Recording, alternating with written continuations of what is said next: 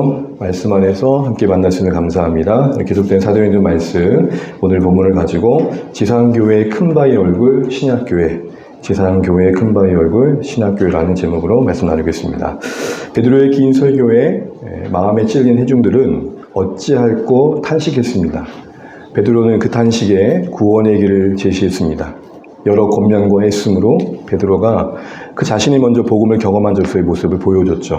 특별히 얼마든지 먼 데 있는 사람 부르시는 그 하나님의 넉넉하심을 그 자신이 먼저 담아내요. 여전히 그는 유대인이지만 유대인의 한계를 뛰어넘어 이방인까지도 해하시는 하나님의 마음을 설파합니다. 더 나아가 세상을 보는 그의 관점이 바뀝니다. 그저 아름다운 곳, 그저 비참한 곳이 아닌 하나님의 구원이 필요한 곳, 폐역하여 어그러져 원래 하나님이 지으신 세상을 등진, 떠난 이 세상의 아픔을 헤아리면서 회복을 꿈꾸는 자로 바뀌어 있습니다. 이런 모습 속에서 회개의 역사가 일어나게 되고 세례받는 사람이 무려 3,000명이 더해졌죠. 단순히 긴 베드로의 설교 한 번에 일어난 일이 아니었습니다. 여러 말의 권면과 학증, 셀 수 없는 만남, 찾아감, 기다림, 이런 시간들이 쌓이고 쌓여 그 가정의 열매로서의 3,000명이었다는 사실들을 우리는 늘 놓치면 안 되겠습니다. 이렇게 해서 생긴 수많은 신도들이 더해진 이 공동체가 이제 복음과 함께 새로운 시작을 하면서 이어진 41절부터 47절은 그렇게 복음으로 출범한 교회의 새로운 공동체의 모습은 어떠했는지를 우리에게 보여줍니다. 너무 많이 보셨던 말씀이고 또 많이 들었던 말씀인데 오늘 이 말씀이 다시 한번 우리 교회됨을 점검하고 또 주 안의 교회가 나아갈 방향에 진전이 있는 시간이 되면 좋겠다라는 마음을 갖습니다.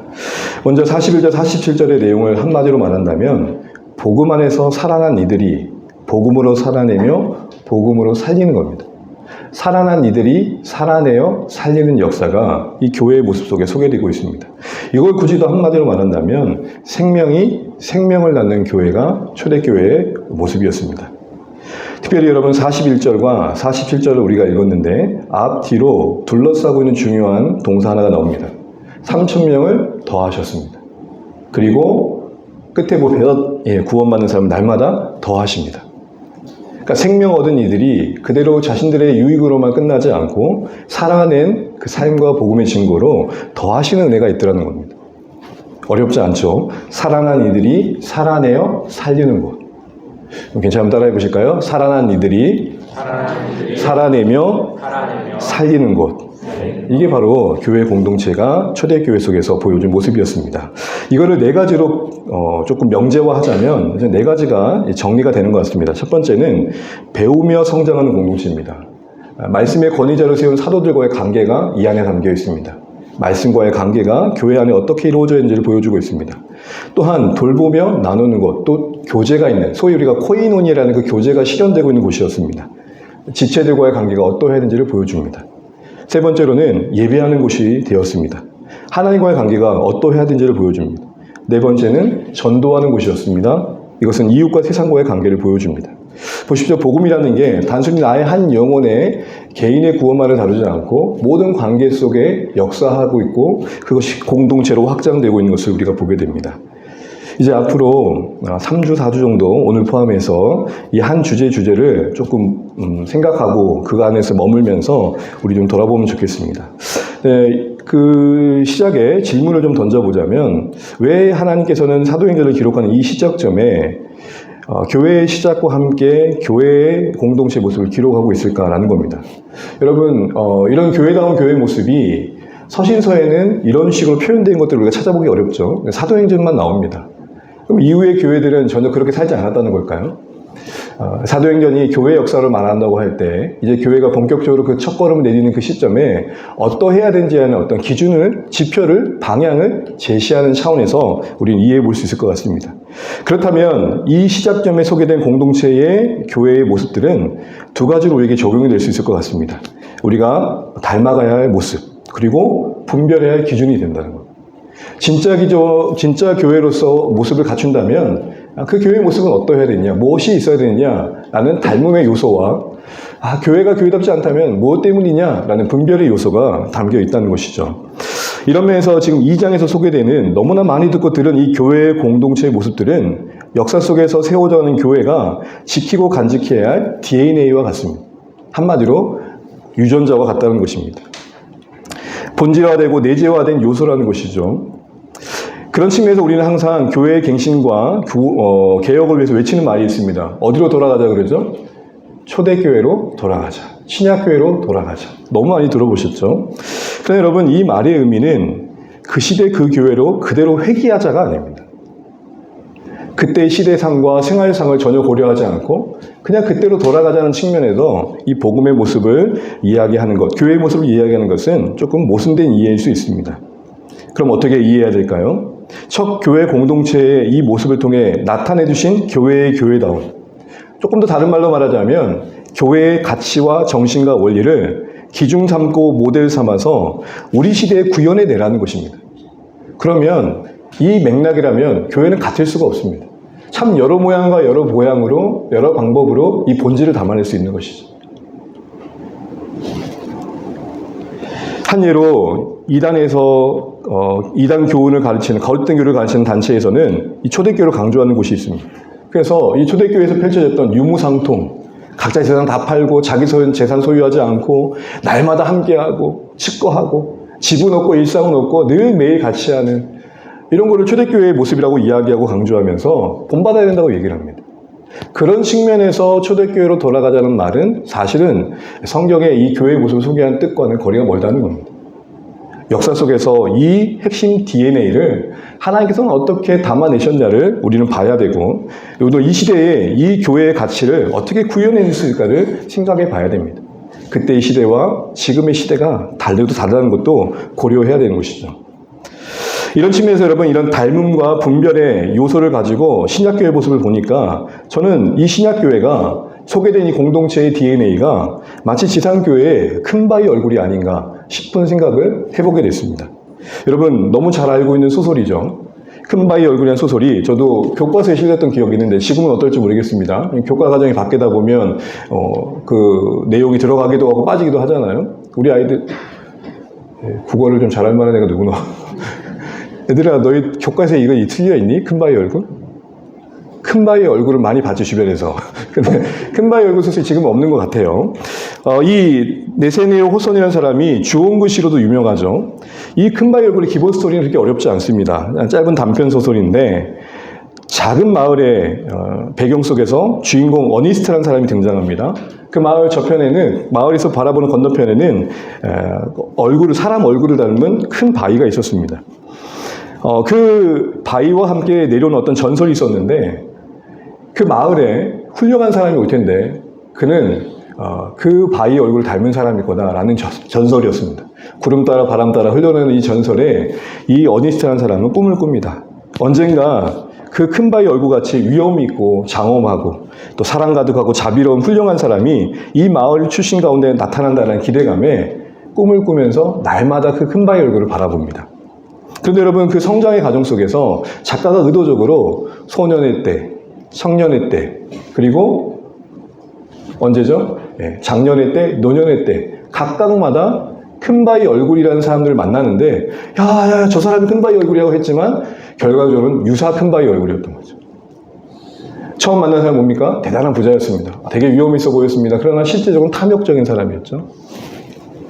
두 번째는 장군이었습니다. 그러나 그는 자비가 없었습니다.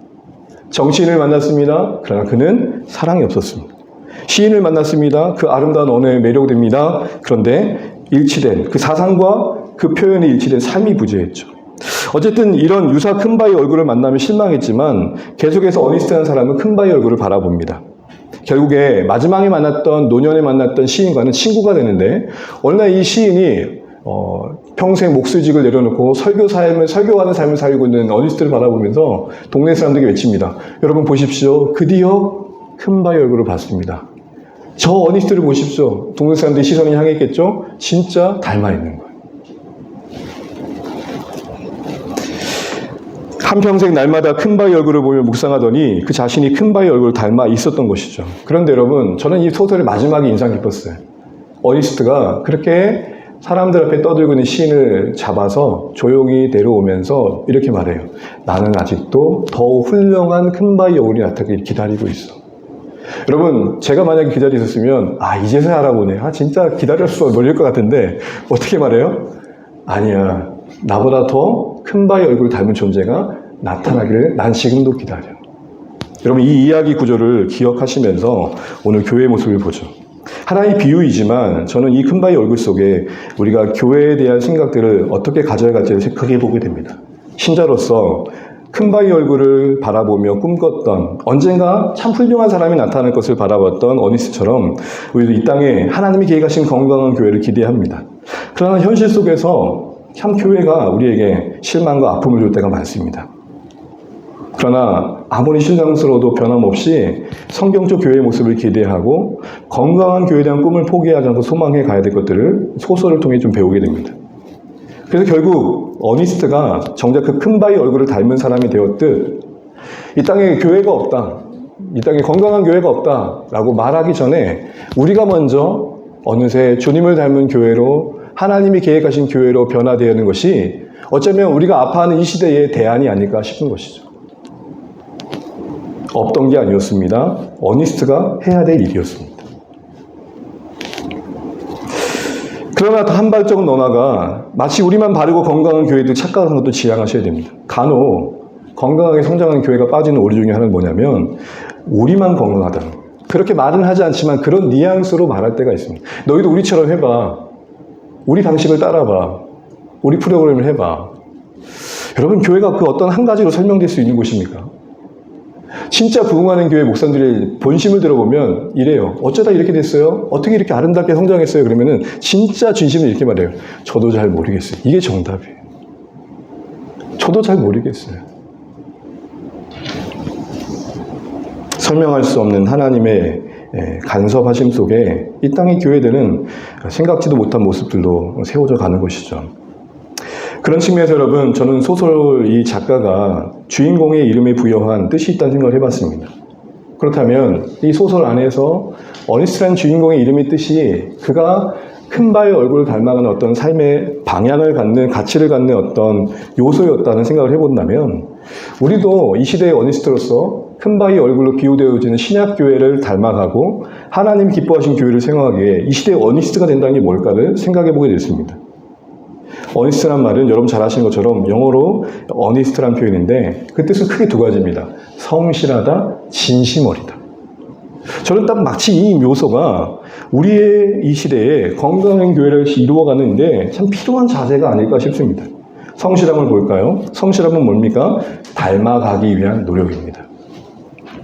교회의 교회담을 늘 배우고 묵상하면서 마치 어니스트가 큰 바위 얼굴을 날마다 보면서 유사 큰 바위 얼굴을 볼 때마다 요건 아니야 라고 판단하고 그 안에 내재된 그 기준을 가지고 바라봤던 것처럼 큰 바위 얼굴과 늘 대화하면서 어느새 큰 바위 얼굴의 뜻을 그 어떤 마음을 새겨져 갔던 것처럼 교회의 교회담을 날마다 배워가고 꿈꾸면서 이 시대의 그 교회를 이루어가기 위해 인내하고 애쓰는 거죠.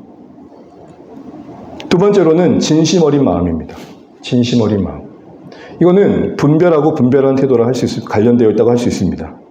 우리가 이렇게 교회를 세워가는 과정 속에 어떠한 건강한 기준을 가지고 바라보다 보면 교회의 실망스러움을 보게 되고 듣게 되며 바라보게 됩니다. 마주하게 됩니다. 그게 또 당장 나와 관련된 일이 될 때가 있습니다. 그런데 여러분, 이때 우리가 건강한 교회를 세워가기 필요한 자세는 진심 어린 마음이라는 겁니다. 그 교회의 그 실망스러움을 품고 하나님이 기뻐하시는 교회의 공동체에 대안을 고민해 가되 그 과정 속에서 우리가 놓치지 말아야 될 것은 진심 어린 마음입니다. 달리 말해서 주님의 몸으로서 교회를 나도 그 몸의 한 일부로서 그 몸의 한 지체로서 여기는 안목이 필요하다는 겁니다. 내 몸이기에 귀하게 여기는 시선이 필요하다는 것이죠. 에베소 교회가 참 잘 살았습니다. 인내도 하고 성실하기도 했고 게으르지도 않았고 또 악한 것을 보면 용납도 하지 않았으며 밝히 드러내기도 했습니다. 그런데 여러분, 에베소 교회가 어떤 책망을 받습니까? 너는 회개해야 된다. 어디서부터 떨어진지를 고민해라. 그러면서 지적했던 요소는 뭐죠? 너희가 첫 사랑을 버렸노라.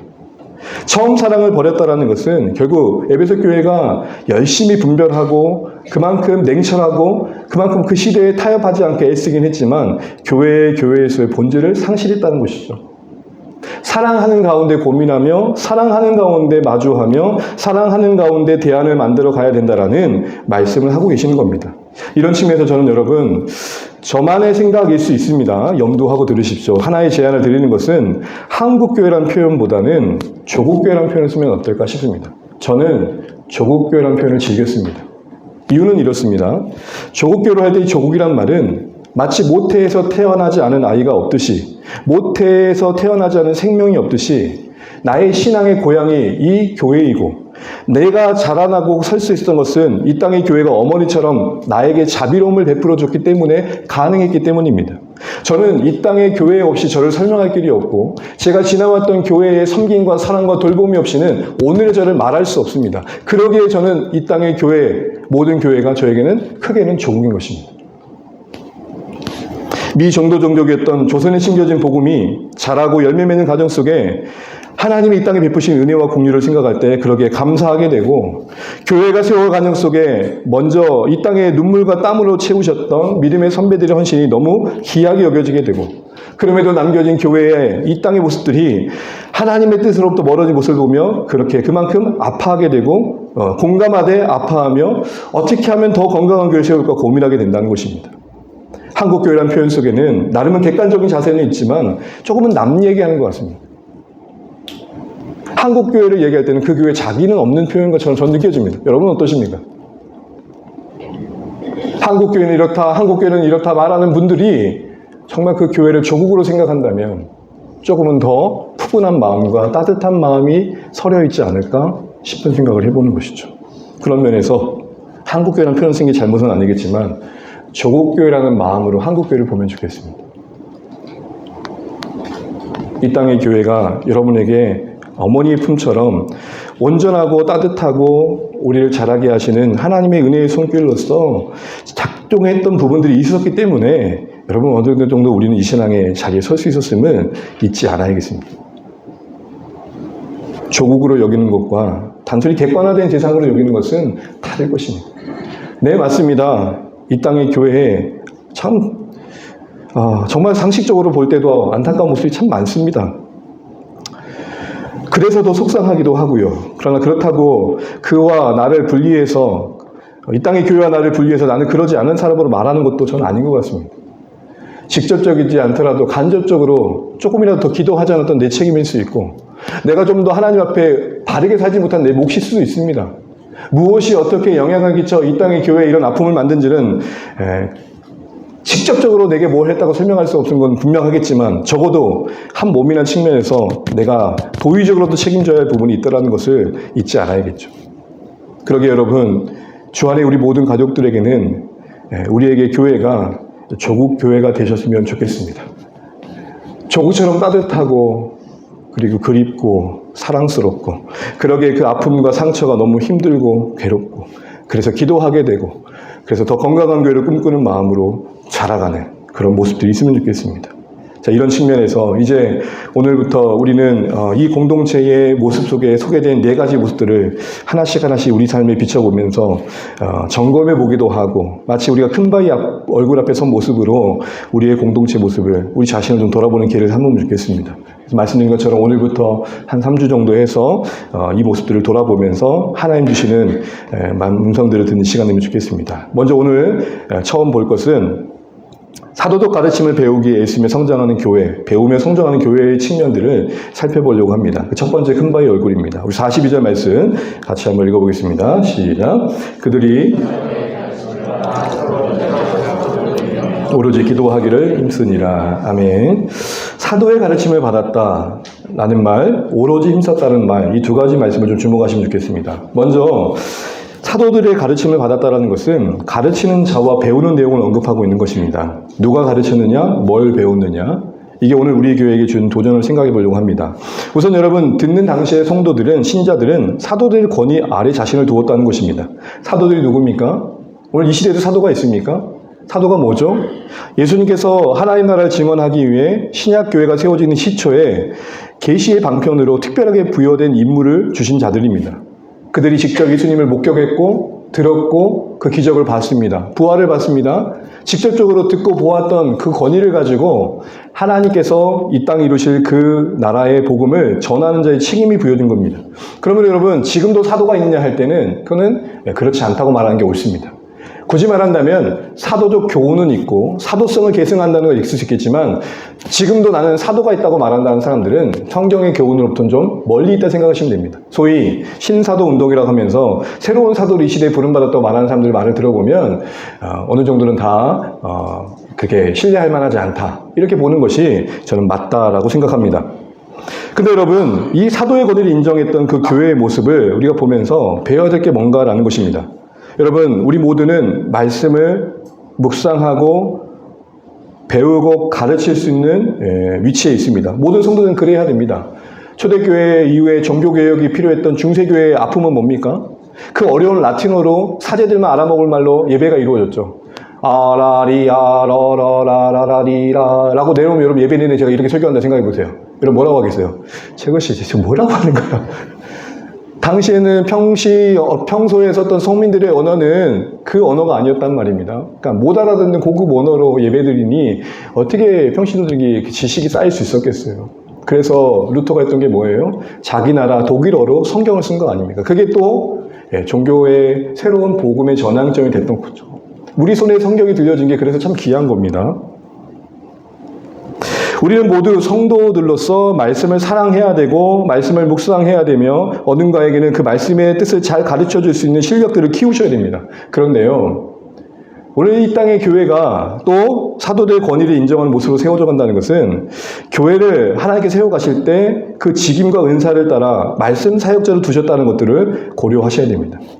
그 말씀 사역자의 지도와 또 교훈 아래서 그 일들이 이루어져 가야 된다는 것이죠. 왜죠? 분별이 필요하기 때문에 그렇습니다. 말씀 사역자만 말씀을 가르칠 수 있다, 지금 이 말을 드리는 게 아닙니다. 우리 모두가 말씀을 가르칠 수 있는 정도의 실력으로 자라가셔야 됩니다. 주 안에 교회 안에 계시는 동안 말씀보다 안목이 바뀌면 좋겠고, 말씀에 대한 이해가 깊어지시면 좋겠고, 말씀을 사랑하는 마음이 커져가시면 좋겠고, 말씀을 누군가에게 알리고 싶은 마음이 자라가시면 좋겠습니다. 그런데 이 모든 것들은 교회의 질서 가운데 말씀의 사역자의 돌봄과 보호와 인도와 지도 아래 이루어가서 가야 됩니다. 교회가 이단적 가르침을 전하는 특징이 뭐죠? 항상 이렇게 말합니다. 목사님에게는 절대 비밀이야. 네, 이렇게 말하는 순간부터 여러분, 뭔가 안 좋은 거예요. 교회에 절대 알리지 말라, 주변 사람들 알리지 말라고 말합니다. 너만 알아야 돼. 그래야 효과가 있어. 뭐 이런 식으로 말합니다. 왜 그들이 그렇게 얘기하겠어요? 그들이 잘못된 게 드러날까 봐겠죠. 사랑하는 주 안에 가진 여러분, 교회 안에 목회자가 위치하고 있는 것은, 그 권위가 주어진 것은 그 자리가 대단하기 때문이 아님을 늘 말씀드렸습니다. 목회자의 권위는 목사이기 때문에 갖는 게 아닙니다. 담임 목사이기 때문에 권위가 있는 게 아니라는 것입니다. 말씀을 맡았다는 그 역할이 귀하기 때문에 주어진 권위입니다. 그 책임이 너무 막중하니까 주어진 권위입니다. 그래서 목회자로서, 그 전문 사역자로서, 말씀 맡은 자로서의 그 책임을 신실하게 감당하는 범위 아래서 주어진 권위임을 아셔야 됩니다. 조심스럽지만 목사가 말하니까 다 들어야 된다? 그런 건 없습니다. 여러분, 제가 집 팔라면 파시겠습니까? 아니, 이명현재 집값 많이 올라서 파셔요. 헌금하세요. 하시겠어요? 왜 웃어요? 말 안 하고. 사랑하는 주 안의 가족 여러분, 교회 안의 질서 가운데 말씀의 사역자를 세우셔서 그 권위가 흐트러지지 않다는 측면에서 교회의 목회자는 그 책임감이 주어진 것이고, 그래서 권위가 있는 것이고, 그래서 여러분, 제가 연륜이 짧음에도 불구하고 존중해 주시는 거 아닙니까? 저 인격만 두고 보면 뭐가 있다고요? 여러분도 하나님의 권위를 보고 있고 교회의 권위를 알고 있으니까 그 모든 걸 뛰어넘어 존중해 주시는 거 아니겠습니까? 오늘 뒤에 보시게 되면은 사도들이 주변 사람들에게 두려움의 대상이 됩니다. 사도들 두려워했다는 게 아닙니다. 그 기적과 이적을 통해서 그들을 붙들고 계신 하나님을 봤다는 거거든요. 그러게 여러분, 말씀 맡은 자는 그 책임을 다함에 있어서 그 권위가 그 자신의 안위가 되면 안 됩니다. 자신의 권위를 자신의 안위로 남용하면 안 됩니다. 말씀 연구에 목숨 걸어야 되고, 연구뿐만 아니라 그걸 살아내는데 생명 걸어야 되는 것입니다. 앞서 마지막에 했던 찬양은 저의 고백이 되어야 합니다. 유명하다고 해서 지나가는 일에 그 근처가 있어서 갔는데 먹어보지 못하고 웨이팅이 길어서 나온 식당이 있었는데요. 그 식당 앞에 이런 문구가 있었습니다. 돈가스로 장난치면 나쁘시기. 저는 이거 보고 마음에 큰 도전과 울림을 받았습니다. 이렇게 말할 저한테는 들려졌습니다. 말씀 가지고 장난치면 나쁜 놈. 적어도 돈가스 파는 사장도 그 음식에 자존심을 걸고 생명을 걸고 고객을 속이지 않겠다고 저렇게 단단히 선하고 있는데, 생명의 말씀, 능력의 말씀, 은혜의 말씀을 맡긴 목회자가 말씀 앞에 적어도 저런 자존심과 저런 태도 하나 갖지 않는다면 안 되겠다는 스스로의 자책을 했던 겁니다. 저는 아마 저 식당 한 번 더 갈 겁니다. 웨이팅에서 못 먹었거든요. 먹으면서 또 다짐할 겁니다. 이렇게 맛있게 요리하고 설교해야지.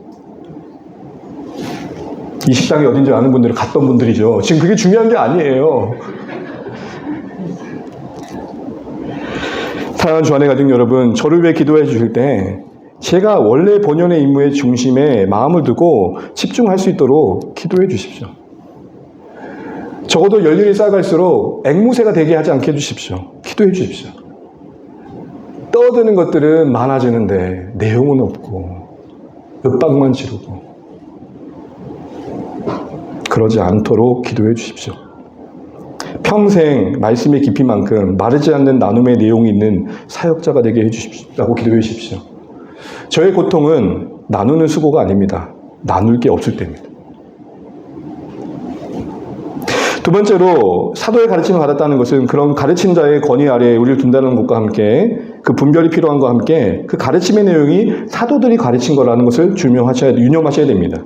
앞서 말씀인 것처럼 사도들은 하나님께서 그 나라를 이루어가는 권위자로서 세우신 자들입니다. 계시의 방편으로 주었기 때문에 특별한 임무가 주어진 거죠. 그들은 보고 들은 자로서 그 전한 내용을 잘 전해야 했었습니다. 그러게 여러분, 사도들의 가르침이라는 것을 또 다른 말로 한다면 성경적 가르침이라고 할 수 있을 것입니다. 성경이 말하고자 하는 바일 것입니다. 구원과 신앙과 일상의 생활 속에 또 재림과 소망 등 다양한 성경의 교훈들이 성도의 가르침이라고 할 수 있을 것입니다. 이걸 교회 안에서 이루는 방법들은 저는 크게 한 3가지가 있다고 생각합니다. 먼저는 성경의 본문을, 내용을 잘 해석하고 그것이 오늘 신자들의 삶에 어떻게 이루어져야 할까를 나누는 것입니다. 소위 이거를 강해라 그럽니다. 여러분, 주해란 말과 강해란 말을 들어보셨을 텐데, 주해는 그때 그게 어떤 의미였어가 주해라면, 강해는 그래서 오늘 어떻게 살아야 돼가 강해입니다. 그래서 강해는 그때 당시 그 의미가 오늘 이 시대 가운데 연결되어지는 다리 놓기인 것이죠. 우리가 설교를 통해서 말씀을 드릴 때 오늘 이 시간을 통해서 바로 이 방법이 이루어지고 있는 것입니다. 여러분, 저는 목회해 가면서 가능한 한 책별 설교를 하려고 하고 있습니다.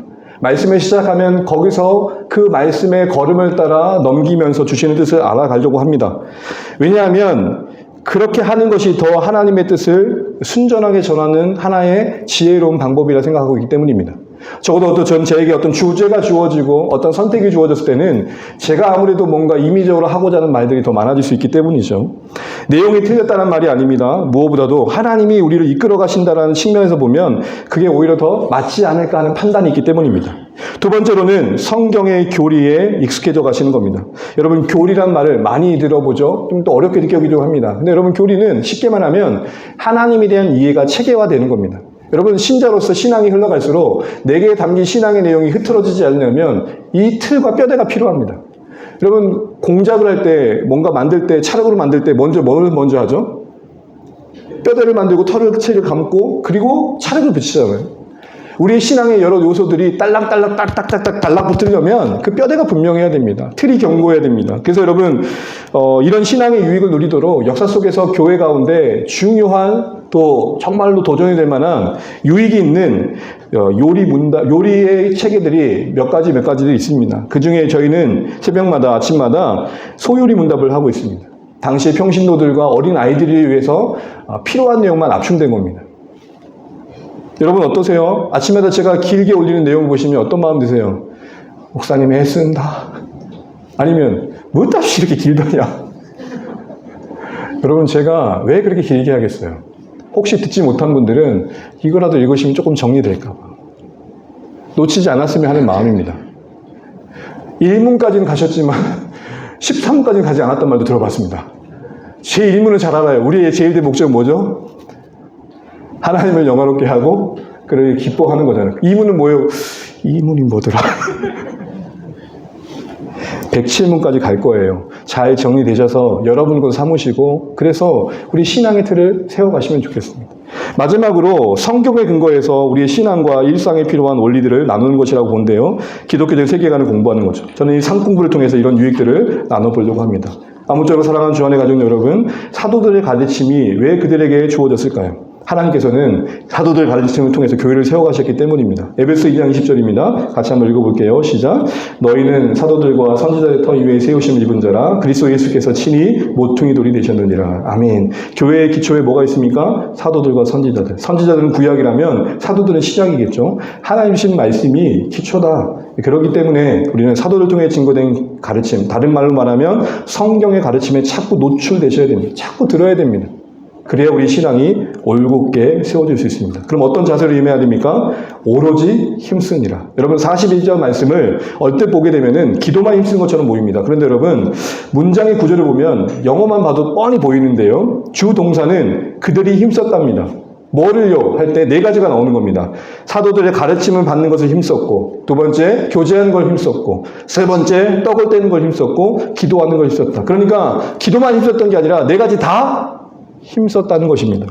그런 의미에서 본다면 오늘 말씀과 연관해서 그것을 배우며 내 삶의 성장의 요소 삼아가는 자세로서의 힘씀의 의미는 뭘까요? 이 힘쓴다라는 게 헬라어로 플러스 칼테네오인데요. 그 뜻이 대표적으로 세 가지입니다. 첫 번째는 헌신하다, 두 번째는 골몰하다, 세 번째는 유지하다.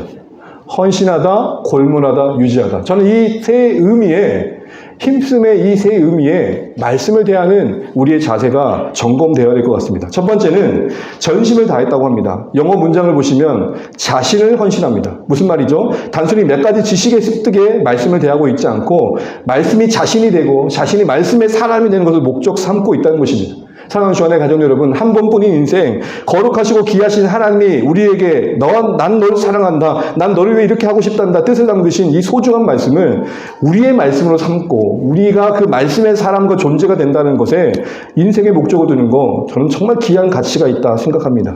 단순히 몇 가지 지식을 습득하기 위한 측면이 아니라 정말 여러분이 말씀의 사람 되기 위해서 말씀을 배우는 데 헌신하면 좋겠습니다. 나 제자반 수료했다, 나 뭐 배웠다 말하기 위한 방편이 아니라 내가 말씀이 없으면 안 되는 존재라는 측면에서 말씀의 사람 됨을 위해 말씀을 가까이 하시면 좋겠습니다. 두 번째는 골몰함입니다. 이는 진리에 대한 하나님의 뜻에 대한 갈망과 고민이 있었다는 것이죠. 여러분 특별히 주목할 것은 성령 충만한 현장을 목도했던 이들이 그 충만한 현상을 추구하지 않고 말씀을 추구하고 있다는 겁니다. 이게 희한하지 않습니까? 여러분 놀라운 체험을 하고 나면 그 다음에는 그 놀라운 체험을 또 사모합니다. 그러니까 이 집회, 요 집회, 저 집회, 그 집회를 가는 겁니다. 그 집회마다 가가지고 자신을 만족시킬 만한 어떤 체험들을 찾고 다니는 거예요. 체험도 내성이 있다고 어느 정도 체험을 하면 만족을 못하니까 더 짜릿하고 더 황홀하고 더 신비로운 걸. 여러분 혹시 우리 가운데 금가루 내린다는 곳에 가보셨습니까? 저 뒤에 여러분 금가루 내리면 매주 사람들이 많아지지 않을까요? 누구보다도 역사적인 현장에서 성령의 충만함을 목도했던 이들이 그 놀라운 신비로운 현상에 매료되지 않고 오히려 그 황홀한 체험이 그들 안에 진리의 갈망을 만들었습니다. 진짜요. 하나님이 주신 체험은 진리에 대한 갈망을 만듭니다. 그래서 영적인 감정은 분별되어야 됩니다. 엠마오로 가던 두 제자를 기억하시죠? 부활하신 예수를 본 체험을 했지만 그들의 마음을 정작 뜨겁게 했던 것은 말씀이었습니다. 그런 의미에서 성령 충만함의 올바른 의미는 말씀 충만입니다. 진리의 영으로 성령이 우리 안에 예수님을 통해서 예수님이 그 제자를 통해 사도를 통해 주신 말씀들을 생각나게 하고 삶의 매 순간 적용하게 돕는 이 성령의 역사가 우리에게 필요한 것이죠.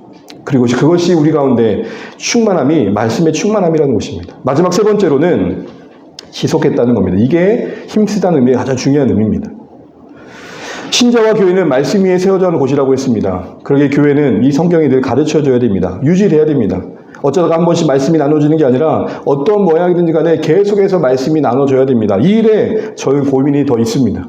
또한 성경이 선포되는 그곳에 우리 모두 함께 조화려 머무러야 됩니다. 목사든 성도님들이든 모두가 신자로서 말씀 아래에 있어야 됩니다. 그러니까 교회의 구조는 제가 말씀으로 여러분을 이끄는 곳이 아니라 말씀이 저를 이끄며 말씀이 우리 모두를 이끄는 곳입니다.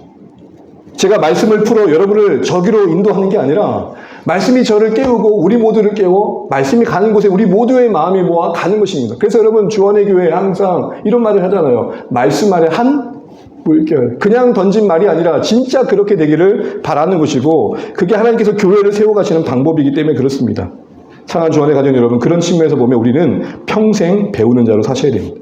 하나님의 나라의 지식이 우리의 삶이 되기까지, 그 삶이 삶이 되기까지는 말이죠. 그래서 여러분, 하나님의 백성으로서 가나안 땅에 이제 그 걸음을 내딛기 전에 모세를 통해 이스라엘 백성에 주셨던 말씀 중에 이런 말씀이 있습니다. 우리 신명기 말씀이 있고 마무리하도록 하겠습니다. 신명기 4장 10절입니다. 같이 읽죠. 시작.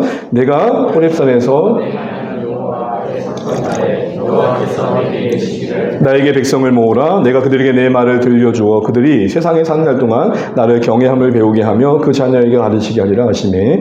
여러분 주목할 것은 모세를 통해 하신 말씀이 뭐죠? 하나님의 뜻이 뭐예요? 그 백성들이 하나님을 배우기를 원해요. 그래서 경외하기를 원해요. 이게 자녀들에게도 흘러가기를 원해요. 근데 그 기간이 언제예요? 세상 사는 날 동안, 태어날 때부터 죽을 때까지. 여러분 우리의 인생이 이 말씀이 근저에서 성숙해 간다는 건 뭘까요? 인생의 사계절을 지나가면서 저는 좀 더 쉬운 표현을 하자면 말씀이 그 안에 존재가 되고 삶이 되어서 참 괜찮은 어른, 좋은 어른 되는 거 아닌가 싶습니다. 이런 측면에서 1년에 우리가 시작을 앞두고 9월, 10월쯤에 야유회를 가자고 했었는데요. 이번에 조금 야유회이긴 하지만 조금 더 수양회적 성격을 섞어서 10월 9일에 수요일입니다. 그 쉬는 날 켄싱턴 리조트에서 1일 수양회를 계획하고 있습니다. 일단 장소는 예약을 했고요. 강사를 섭외하는 중에 그 다음 보여주세요. 노을이 물드는 시간이라는 책을 쓴 정신희 작가님을 초대하려고 합니다. 교회 한 사모님이시지만 이분의 또 아픔의 이야기, 인생의 이야기도 참 생각들을 많이 하게 합니다. 책으로 자신의 이야기를 써가는 것들을 보면서 참 따뜻하고 깊이가 있는 분이라는 생각들을 해보게 됐고, 특별히 최근에 나온 노을이 물드는 시간을 읽으면서 앞으로 우리가 공동체 우리 대부분의 분들이 여전히 이렇게 뭔가 나이가 늙어졌다 이렇게 할 수는 없지만 우리가 가야 할 인생의 저 방향을 향해 나아가는 과정 속에 지나야 되는 이 중년의 시기, 또 노년을 준비하는 시기 속에서 어떻게 살아가면 좋을까를 이 책을 근거로 한번 나눠 달라고 부탁을 좀 드렸습니다. 그래서 우리가 중년의 위기를 지나면서 겪는 어떤 허무와 불안, 누가 그러더라고요. 사춘기보다 더 무서운 게 중년의 사춘기라고. 이제껏 내가 뭐 했나라는 허무감이 몰려오고 자신있게 다 키워놨는데 내게 남겨진 건 없는 것 같고 나라는 존재감이 허무해질 때, 그런 인생의 시기에서도 하나님 뜻이 있다는 것을 이 책 속에서 이야기하고 있군요. 그 다음 보여주세요. 그래서 저도 고민하게 됐습니다. 그 다음 넣어주세요. 여러분 이게 접니다. 어떤 앱을 보니까 나이 들었을 모습이 예측이 되더라고요. 그래서 어떻습니까? 괜찮습니까? 큰바위 얼굴입니다. 큰바위 얼굴입니다. 이때쯤 저는 어떨까 싶은 생각을 해봅니다. 추하지 않았으면 좋겠습니다. 우리 모두가 무르익고 아름다우면 좋겠습니다. 봄, 여름, 가을, 겨울을 지난 우리의 인생이 어찌 될지 서로 기대하면 좋겠습니다. 여전히 우리는 서로를 주고받으면서 자라가야 할 관계의 필요성은 분명히 있지만 시간이 흐를수록 이런 마음도 있으면 좋겠습니다. 야, 많이 멋있어졌다. 많이 훌륭해졌다. 그런 의미에서 사랑하는 주원의 가족 여러분, 초대교회의 모습 속에 말씀의 권위 아래 자신들을 두며 그 말씀을 배우며 성장해 가는 것이 갈망이었고 목마름이었고 뜻이었듯, 이 땅의 교회로서 이 시대에 하나의 교회가 되어져 간다는 것은 하나님 말씀 앞에 우리 태도를 점검하는 것입니다. 왜 우리가 말씀을 가까이 해야 됩니까? 지금도 말씀을 통해 말씀하시니까. 말씀을 통해 하나님은 우리를 향한 그 뜻을 보이고 계시고 나타내고 계시고 거기서 우리를 만나기를 기대하고 계시니까요. 어디서 찾아올 수 없는 소망과 어디서도 꿈꿀 수 없는 기대가 말씀 안에 있으니까요. 그 말씀이 그러기에 우리 삶의 실제가 되고 사건이 되는 거, 그거 정말 중요한 삶이라 생각됩니다. 루터란 분은 이런 말을 했습니다. 성경은 살아있어서 나에게 말씀하신다. 성경에는 발이 달려서 나를 쫓아다닌다. 성경에는 손이 있어서 나를 붙잡는다. 우리 인생과 성경을 뗄래야 뗄 수가 없습니다. 사랑하는 주원의 가족 여러분, 늙어짐과 말씀의 깊어짐은 무엇을 만들지 상상조차 할 수 없습니다. 인생의 연륜이 주는 교훈이 말씀 안에 붙들려 빛을 찾고 그의 인생이 되고 존재가 될 때 얼마나 멋있어질까 상상해보면 참 기대가 됩니다. 사랑하는 주안의 가족 여러분, 교회를 우리 부름받았습니다. 이는 말씀 앞에 머물라는 또 다른 부르심입니다. 하나님 뜻을 담고 있는 말씀을 사랑하시고 그 말씀을 배우고 성장해가며 하나님 기뻐하시는 존재로 또 교회로 세워져 갈 수 있기를 사모하며 꿈꿀 수 있는 오늘의 말씀 되시기를 주님의 이름으로 축복합니다. 기도하겠습니다.